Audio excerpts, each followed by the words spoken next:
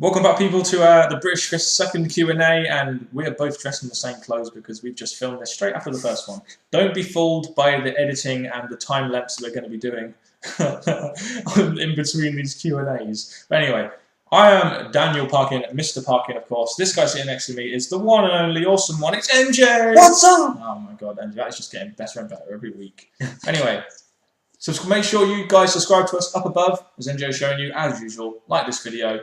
Put your questions that you want to ask us down below. We're still waiting for some new questions you guys can ask us so we can do it in a future Q&A. And you can contact us in the links in the description box below. Of course. Send your questions in via comment, YouTube inbox, or on our Facebook at facebook.com/British Fist. So shall we get on with this Q&A then? Let's go for it. Right then. The first question comes from Thomas Fitzgerald 911. He asks us, My question is, who do you think will be Superstar of the Year in any wrestling promotion this year, and why?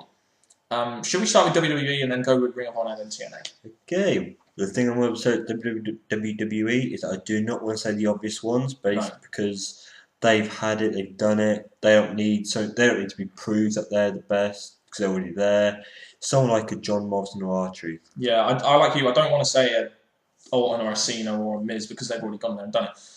Since you've done Raw, I think on SmackDown, I think someone like a Cody Rhodes could be a possible Superstar of the Year. Maybe even someone like Sin Cara, who's been really pushed to the hilt so far. Even though he probably won't go above mid card, but he could well be a standout star in what he does because with his very unique style. What about Drew McIntyre? If pushed right, if he won Money in the Bank. If he actually woke up and did something. Well, that's not his fault, that's WWE's fault. Is there any other people in WWE who we think could be a possible Superstar of the Year, not counting the main people? Well, he's probably, I'm thinking Alberto Del Rio. He won the Royal Rumble, so he's done a good day. He went on to Wrestlemania, so yeah. And hopefully he'll win a title this year, so he could be Superstar of the Year, who knows. I can't really think of anyone else, really. Not off the top of my head. No, they're the proper main ones. Those three: John Morrison, R-Truth, and Del Rio. Maybe you said Cody Rhodes. Possibly. I'm thinking Money in the Bank winners, kind of on that kind of level, if you know what I mean. So, yeah. Bank, yeah. For now, they're the main ones that are actually doing something with WWE that could be eligible to. Pick one though. If I'm going to say one, I'll go SmackDown. You go Raw. I'm going to say Cody Rhodes. I'll say John Morrison. I knew you would say that, and I wanted you to say that too. I was debating between two, but. Yeah, John Morrison. Okay, we both got our picks. All right then. As for TNA, one wrestler who I think will be the Superstar of the Year in TNA. You're having a laugh. He's been Superstar of the Year just because he's the fucking founder of the company for the last 5, 6, 7 years or whatever. No, for me, it's just because he's on an undefeated streak at the moment and he's obviously going to be getting a good push. He's had clean wins over Abyss and he's going to hopefully get a clean win over Samoa Joe going into Slammiversary. Got to be Crimson for me because you saw him on TNA. He's a very dominant wrestler, and he's got to be a future star for the company just based on his winning streak and the way TNA are trying to push this guy. That's true. Yeah. And Ring of Honor, we watched a little bit of Ring of Honor. A little bit.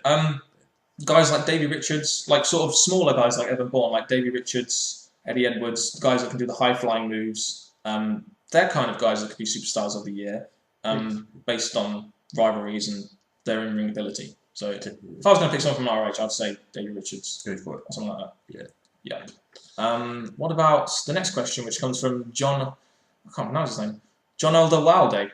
That's actually a fucking awesome name. I love that. Why couldn't we have thought of a good YouTube name? Why did I have to go generic with WWE Daniel 01? Well, we've branched on from that now. British so it's Fist. Why can't we change the YouTube to British Fist? Fist? British Fist. Oh, that's you did it the wrong way round. There we go.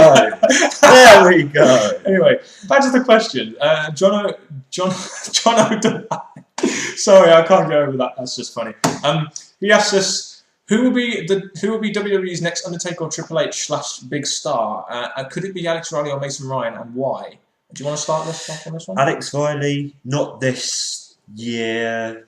Definitely in the future. In the future, yes. Mason Ryan, he definitely got the look about him, like a Batista look, as people have been saying. So he could maybe, yes. But I think out of them two, if I ask people which one will come first, Mason Ryan. it would be a Mason Ryan. Yeah, he's got more of the look of a top guy rather than Alex Riley's kind of got the look of a guy like The Miz who has to kind of like work his way through the mid card, upper mid card, then the main event. So Yeah, that's that. I'd say Mason Ryan. Are there any other guys in the WWE at the moment that could be the next sort of big star? As we spoke before, I wanted it to be Punk, but sadly, if the true that he's not getting his contract fixed, it's not going to be him. Not Del Rio. He could be the next big star. Del Rio looks like he could be. Yep. Miz could be a big star, big player. The WWE want to keep him in the main event apparently. If they keep him, but Yep. John Morrison maybe. John Archer, Possibly. I wouldn't call him a big star, but he's working his way up. So there's a lot at the moment. Most of the ones we want to say are just working their way up at the minute. Yeah. So we can't actually give him a definite one. Like John Morrison, for example. You just feel his push is going to get sort of stopped by maybe backstage politics or just his very, what I say, one-dimensional, way he's in the ring. He's a high flyer, and I don't know. We'll go on to the next question. Yeah. Who will be the next World Heavyweight Champion? Do you think Chris Jericho, because Randy punted him in the skull? He actually did. That's how he got taken out from WWE, wasn't it? Who do we think will be the next World Heavyweight Champion? Okay, so let's just minus people. Yeah. Would be a good start. Christian, I think he's going to keep looking like he's going to make it, but he's not going to make it. He could win it, though. He's going to be in that main event. Orton definitely is going to keep that championship for a while. It's who the main contenders are, really. We've got Christian. Possibly, he's going to be a main heel now. Wade Barrett's been held back. Yeah, Wade Barrett's been held back. Sheamus. He's there, but I don't think they're going to give it to him. Mark Henry, definitely not. But with your choice, you're saying Chris Jericho. Could well be the case. It would be the case, because if he wants to make a turn, why not come back and go straight for the top? Exactly. I'd rather them... the only problem about this would be, who would they make heel? I'd like to see Randy Orton heel, but then keeping him face at the moment, which is kind of annoying me because he's way better as a heel. But Jericho is also great as a heel too, so dilemma. But as we've said before, they do need more faces on SmackDown. Oh, definitely, they need more faces on SmackDown. They've only got one, and that is Randy Orton, and he is boring. So why not have Jericho come back as face? Make us all happy by beating Orton. We're here to stop the crowd from your boring personality. Like when he came back last time. And we're here to save you from Orton. Oh, yeah. From his boring personality. Dave. High five, brother! Yeah! Anyway. Next question comes from WWE Fan 23P. First, yes, there's 3 questions. Who do you think will face Undertaker at WrestleMania 28? There's a couple of candidates at the moment. We've got Randy Orton, possibly. Orton would be a good one, yeah. Mainly because he's one of the top faces and he's on SmackDown now. And also he's one of those guys that's booked very strongly that could possibly beat Undertaker. He's one of the more credible people that could beat Undertaker at the moment. The person I would like to say, but it's not going to look like he's been held back, is Wade Barrett. I actually wanted to relive that. Undertaker actually wanted a match with Wade Barrett. He actually said that if there was one person he wanted to put over, it would be Wade Barrett. But he also said that about Triple H as well. And that was the third option. That was going to be the third option. Triple H. Yeah. But there's also the that Taker won't be there. There's actually that possibility. As for another person, Del Rio maybe?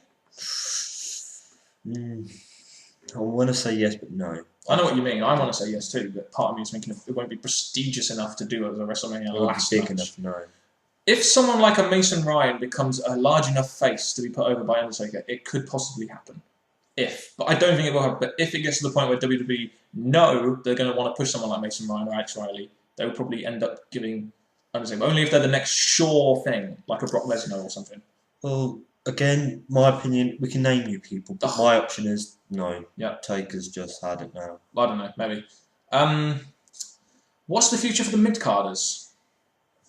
At the moment, mid-carders are lower carders because they're not actually being used or anything there. They're getting involved, they're not doing their job. I think the problem is at the moment, it's very difficult for mid-carders to go beyond the mid-card now. I mean, we've seen people like John Morrison go beyond, but Wade Barrett is stuck in the mid-card. Del Rio is seemingly stuck in the mid-card now. Kofi Kingston is never going to go above mid-card. Neither seemingly is Dolph Ziggler or Drew McIntyre.